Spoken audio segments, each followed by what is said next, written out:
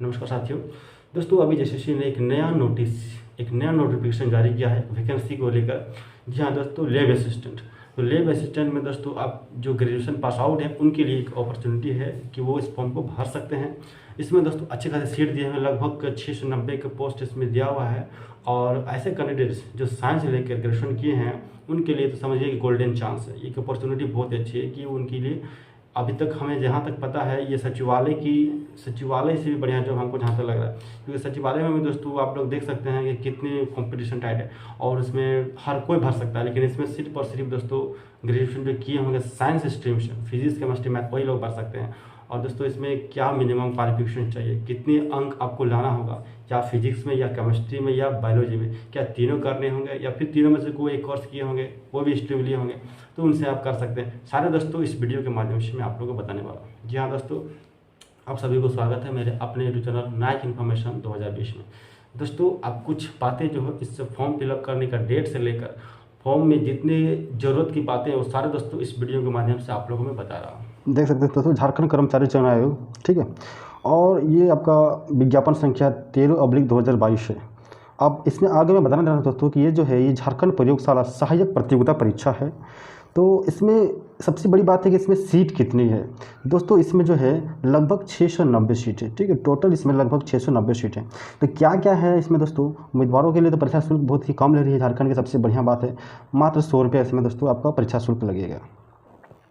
आगे देखते हैं दोस्तों, इसमें कुछ छूट भी दिया गया है।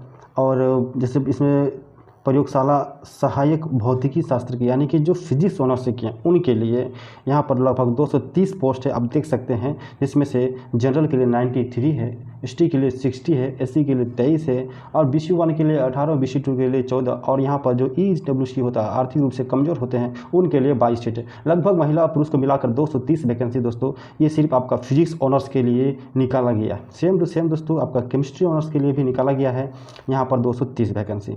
और फिर उसी तरह से दोस्तों बायोलॉजी के लिए भी दोस्तों 230 वैकेंसी निकाला गया है। मतलब लगभग सब तीनों में दोस्तों बराबर है, 690 सीट हो जाती है।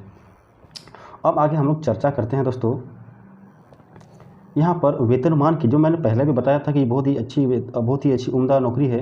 35,400 से लेकर 1,12,400 ये पे मैट्रिक्स लेवल 6 के अंतर्गत में आती है दोस्तों, इसलिए बहुत ही अच्छा है। दोस्तों हम लोग CGL का फॉर्म भरते हैं या फिर दरोगा का फॉर्म भरते हैं, तो इसमें भी दोस्तों आप लोग देख सकते हैं कि वेतन जो है बड़ी अच्छी खासी रहती है। उसी तरह दोस्तों इसमें भी बहुत ही अच्छी वेतनमान है, ग्रेजुएशन लेवल का नौकरी है दोस्तों। और सबसे बड़ी बात है कि जिन्होंने साइंस लेकर किया है उनके लिए तो कहना ही नहीं होगा, ये तो चांदी हो गया उनके लिए। दोस्तों इसमें कैसे फॉर्म भरना है, कब से फॉर्म भरने की तिथि होगी, सारा दोस्तों इसके माध्यम से मैं आपको बताऊंगा। देखिए दोस्तों यहाँ पर लिखा है न्यूनतम शैक्षणिक योग्यता 50 से 45% अंक प्राप्त करना होगा। दोस्तों यहाँ पे 50 भी लिखा है, 45 भी लिखा। अब आप सोच रहे होंगे कि 45% किसके लिए है, 50% किसके लिए, ठीक है।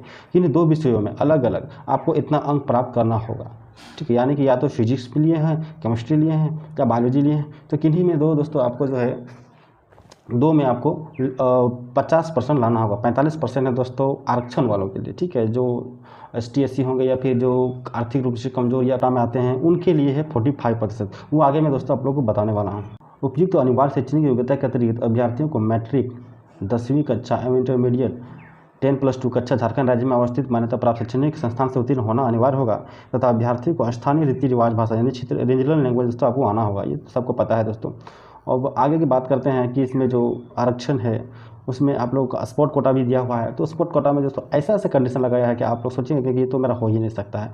जैसे देखिए दोस्तों, प्रतियोगिता का स्तर अंतर्राष्ट्रीय ओलंपिक कमेटी अथवा उनसे संबंधित फेडरेशन द्वारा आयोजित प्रतियोगिता के लिए कोई मेडल जीता होना चाहिए। इसके बाद यदि आप भारतीय ओलंपिक संघ अथवा उससे संबंध फेडरेशन द्वारा आयोजित राष्ट्रीय चैंपियनशिप स्तर की प्रतियोगिता में प्रथम स्थान आपको होना चाहिए। दूसरा बात दोस्तों, राष्ट्रीय स्तर की प्रतियोगिता में विश्व रिकॉर्ड बनाना। दोस्तों ऐसे कंडीशन लगा देते हैं ना, लगता है जैसे कोई कर ही नहीं पाएगा। इसलिए स्पोर्ट कोटा में जो हो भगवान करे उससे हो जाए, लेकिन बट मैं तो ध्यान दूंगा कि जितना भी है नॉर्मली वही सब में ही होगा। ये स्पोर्ट वाला में बहुत कम चांस है दोस्तों होने का। दोस्तों एज लिमिट 1 जनवरी 2022 से काउंटिंग की जाएगी, ठीक है, और एज लिमिट काफ़ी अच्छा है, ठीक है। जनरल के लिए दोस्तों 35 वर्ष है, और BC1 के लिए 37 वर्ष है, BC2 के लिए भी 37 वर्ष है, और महिला के लिए दोस्तों जो जनरल होंगे या फिर EWS होंगे या फिर BC1 होंगे, BC2 होंगे, सब के लिए 38 वर्ष महिला के लिए दिया हुआ। ST SC जो है पुरुष और महिला दोनों के लिए दोस्तों 40 वर्ष इसमें एज लिमिट दिया गया है। तो कहने का मतलब एज काफ़ी अच्छा है और सभी श्रेणियों में निःशक्तता का दावा तभी मान्य होगा जब निःशक्तता कम से कम 40% होगी, यानी कि फिजिकल हैंडीकैप जो शो करेंगे उनका 40% कम से कम हैंडीकैप होना चाहिए। अब देखिए दोस्तों, यहाँ पर आपका आरक्षण का दावा करने वाले अभ्यर्थियों हेतु स्थानीय निवासी प्रमाण पत्र ही मायने रखता है, क्योंकि जो आप लोग यहाँ का डोमिसाइल शो करेंगे, ठीक है, कैटेगरी वाइज में जो शो करने होंगे तो उसमें आपको डोमिसाइल भी शो करना पड़ेगा। तो यदि आप SDO लेवल अनुमंडल लेवल से बनाए हैं तो 2/6/2016 का आपका निर्धारित यहाँ पर डेट दिया हुआ, इस हिसाब से इससे बाद या इस तारीख तक आप लोग का होगा तो वो काम देगा SDO लेवल का दोस्तों। यदि आप सिर्फ और सिर्फ अंचल लेवल का बनाए हैं तो आपको 19/7/2019 का या उसके बाद का बनाया होना चाहिए दोस्तों। ये दोस्तों आपका हो गया आवासीय के लिए, ठीक है। सेम टू सेम दोस्तों जाति प्रमाण पत्र के लिए भी मैं आपको बताना चाहता हूँ। जाति के लिए भी आपका दोस्तों यदि आप अंचल लेवल से बनाए हैं तो 25 फरवरी 2019 या उससे बाद का होना चाहिए, ठीक है। और यदि आप SDO लेवल से बनाए हैं तो आपके पास समय है 29/8/2012 या उससे अधिक या उससे बाद का बनाया हुआ होना चाहिए।